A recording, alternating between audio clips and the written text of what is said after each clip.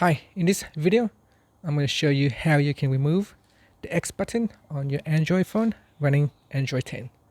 So the first thing you want to do is go back to your home screen by tapping on the home key.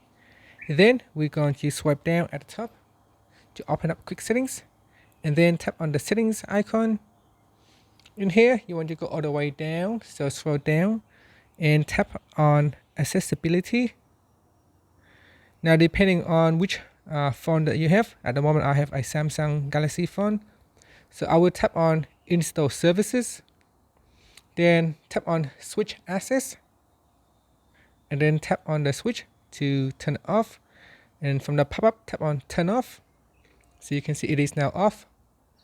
And then if I go back to my YouTube player, so here when I go back to the YouTube player, the X button is now gone. So if I tap on the screen, you can see the X button no longer come back. And that's it. So that's how you can remove it on your Android phone.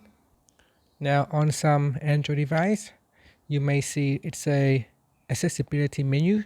So you might want to tap on accessibility menu instead of install service. And then once you are in the accessibility menu settings page, you want to tap on the use service to off.